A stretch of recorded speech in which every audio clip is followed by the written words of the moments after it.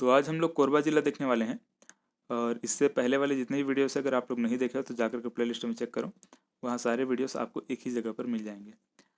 तो चलिए, सबसे पहले हमको इस प्रकार से कोरबा का मैप तैयार करना है। पहले ये इस तरह से, और इसके बाद यहाँ जो नेशनल हाईवे उनको बनाना है।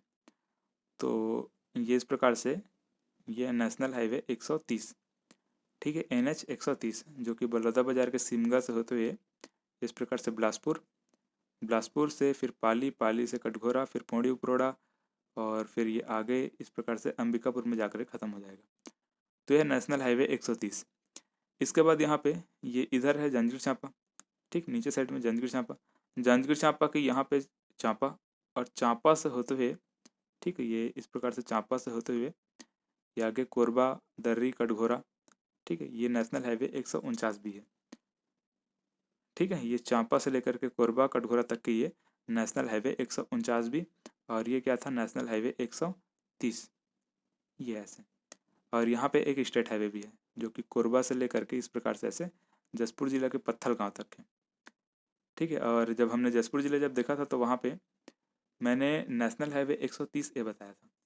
ठीक है, नेशनल हाईवे 130 है, लेकिन फिलहाल उसको अभी आपको स्टेट हाईवे लेकर के चलना है, क्योंकि जो पुराने मेरे पास मैप है उनमें ये वाला ये जो स्टेट हाईवे है इसको नेशनल हाईवे दिखाया गया था, नेशनल हाईवे 130 है। लेकिन फिलहाल अभी आपको इसको स्टेट हाईवे लेकर के चलना है। ठीक, कहाँ से कहाँ तक, कोरबा से लेकर के जसपुर के पत्थल गाँव तक के। ठीक है, स्टेट हाईवे 4। चलिए, तो ये था नेशनल हाईवे और स्टेट हाईवे। और इसके बाद देखते हैं जो तहसील है उनको। देखो यहाँ पे करतला, ये कोरबा, ये दर्री, ये हरदी बाजार, ये कटघोरा, ये पौड़ी उपरोड़ा, और ये पाली।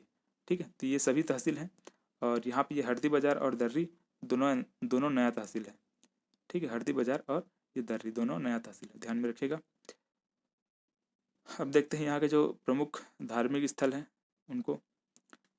और देखिए यहाँ पे ये हसदेव नदी है। ठीक, ये हसदेव नदी है। यहाँ पे हसदेव बांगो बांध है, जिसको मनी माता परियोजना के नाम से भी जाना जाता है। लेकिन फिलहाल अभी जो प्रमुख धार्मिक स्थल है उनको देखते हैं। देखो ये तुम्माड़, ठीक है, यहाँ पे तुम्माड़ में है महिषासुर मर्दनी का मंदिर, और ये कलचुरियों की पहली राजधानी है। कौन, तुम्माड़।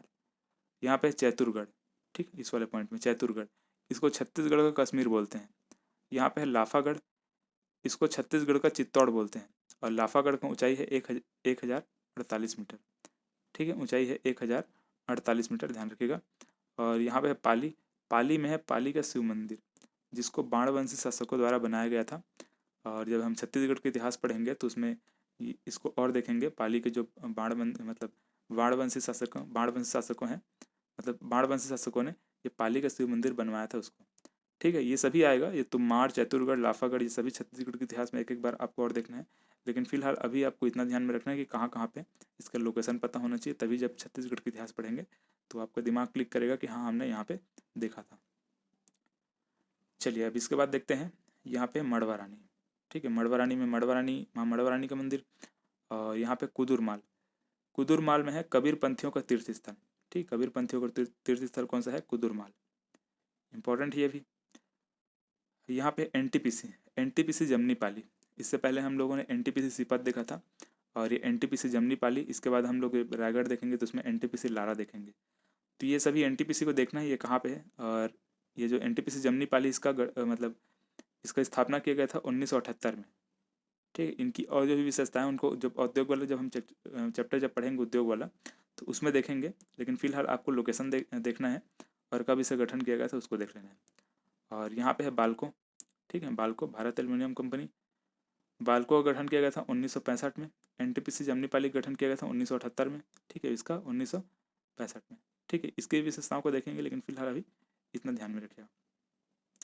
यहाँ पे लेमरू, ठीक है, लेमरू हाथी वन क्षेत्र है। ये वाला क्षेत्र जो है हाथी वन क्षेत्र है। और हमने वैसे भी यहाँ पे जब जो नेशनल पार्क वाला जो वीडियो है उसमें हमने गजराज परियोजना के बारे में पढ़ा था। तो कोरबा, रायगढ़, जसपुर, बलरामपुर, सरगुजा, ये सभी में, मतलब इन सब में पांचों जो जिला है वहाँ पे गजराज परियोजना चलाया जा रहा है। ठीक है, तो ये इसको हमने नेशनल पार्क वाले वीडियो आप देख लेंगे उसको जा करके। तो ये जो लेमरू वन क्षेत्र है वो यहीं पे है। यहाँ पे हाथियों का संरक्षण किया जाता है। ठीक, यहाँ पे। चलिए, अब इसके बाद देखते हैं ये देवपहरी। ठीक, ये जलप्रपात है। और यहाँ पे केंदई, ठीक, केंदई जलप्रपात। और देवपहरी जलप्रपात। देवपहरी जलप्रपात है चोरनई नदी पर, और केंदई जलप्रपात है हसदेव नदी पर। ठीक है, ये हसदेव नदी है, इसमें यहाँ पर है ये केंदई जलप्रपात, और ये देवपहरी है चोरनई नदी पर। ठीक है, यहाँ पे लोग पिकनिक वगैरह मनाने जाते हैं। ठीक है, तो ये इस प्रकार से है। अब देखिए इसके बाद ये हसदेव बांगो बांध।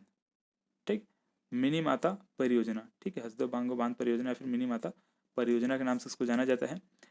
इसकी सिंचाई क्षमता है 4.20 लाख हेक्टेयर। ठीक है, 4.20 लाख हेक्टेयर इसकी सिंचाई क्षमता है। इंपॉर्टेंट है ये। 923 ग्राम को यहाँ से सिंचाई किया जाता है। और विद्युत उत्पादन, मतलब कि जल विद्युत उत्पादन, यहाँ पे जल विद्युत का उत्पादन भी किया जाता है। तो जल विद्युत उत्पादन क्षमता जो है 120 मेगावाट है। ये छत्तीसगढ़ का सबसे ऊंचा बांध है, ध्यान में रखिएगा। और यहाँ पे हम लोग ताप विद्युत के बारे में भी देखेंगे, लेकिन फिलहाल ये जल विद्युत उत्पादन का ये क्षमता है 120 मेगावाट। ठीक है, चलिए इसको भी देख लेते हैं ताप विद्युत को।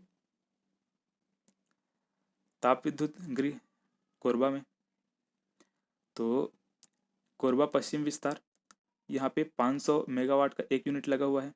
ठीक है, ये मेगावाट में है, जो 500 दिख रहा है, 500 गुणित 1, मतलब कि एक तो उसका कितना वहाँ पे यूनिट लगा हुआ है उसको दर्शा रहा है, और इसका क्षमता को दर्शा रहा है। ठीक है, मतलब दोनों को गुणा करके हम लोग डायरेक्ट मतलब इसका क्षमता को कैलकुलेट कर सकते हैं। हसदेव ताप विद्युत गृह, इसका 210 मेगावाट का 4 यूनिट लगा हुआ है। कोरबा पूर्व गृह, ठीक है, ये तीसरे नंबर का है। कोरबा पूर्व विद्युत गृह तीसरे नंबर का है, 120 मेगावाट का 2 यूनिट लगा है। डॉक्टर श्यामा प्रसाद मुखर्जी ताप विद्युत गृह, यहाँ पे 250 मेगावाट का 2 यूनिट लगा हुआ है। ठीक है, तो इस प्रकार से है, इसको देख लीजिएगा। इसको हम लोग आर्थिक सर्वेक्षण में और पढ़ेंगे, तो फिलहाल आप इसका बस नाम याद रखिए। आर्थिक सर्वेक्षण में इसको पूरा डिटेल में पढ़ेंगे, कितना उत्पादन हो रहा है छत्तीसगढ़ में, कुल कितना विद्युत उत्पादन हो रहा है, कितना उसमें ताप विद्युत का हिस्सेदारी है, और कितना उसमें जल विद्युत का है। ठीक है, तो ये सबको हम लोग डिटेल में आर्थिक सर्वेक्षण में पढ़ेंगे। ठीक है, फिलहाल आप इतना बस याद रखिए अभी। ठीक है, तो ये हसदेव बांगो बांध के बारे में, ये ताप विद्युत के बारे में। और इसके बाद यहाँ देखिए गेवरा, दीपका, कुसमुंडा और रामपुर, ये सभी क्षेत्र में कोयला पाया जाता है। ठीक, गेवरा, दीपका, कुसमुंडा और रामपुर ये इंपॉर्टेंट क्षेत्र है, यहाँ पे कोयला पाया जाता है, याद रखिएगा। और इसके बाद यहाँ पे फुटका पहाड़, केरता पहाड़ और पवनखेड़ा, ये सभी जगह पर बॉक्साइट पाया जाता है। ठीक है, ध्यान रखिएगा, इंपॉर्टेंट है ये भी। हमने यहाँ पे देखा था ये फुटका पहाड़ है यहाँ पे, और इसी के आसपास में ये केरता पहाड़ और पवनखेड़ा है। ठीक है, तो ये सभी जगह पे बॉक्साइट पाया जाता है। और ये रामपुर, कुसमुंडा और गेवरा, दीपका, ये सब में कोयला पाया जाता है। ठीक है, तो ये इस प्रकार से है, ये इस तरह से। अच्छा, इसमें अगर कोई पॉइंट अगर छूटा हुआ है तो आप लोग कमेंट करिए, उसको मैं पिन कर दूंगा। फिलहाल तो हमने सभी लगभग जितने भी इंपॉर्टेंट पॉइंट हैं उनको देख लिया है। ठीक है, तो मुझे उम्मीद है वीडियो आपको पसंद आया होगा। वीडियो अगर पसंद आया तो वीडियो को लाइक करें। तो आज के लिए बस इतने, मिलते हैं फिर नए वीडियो में।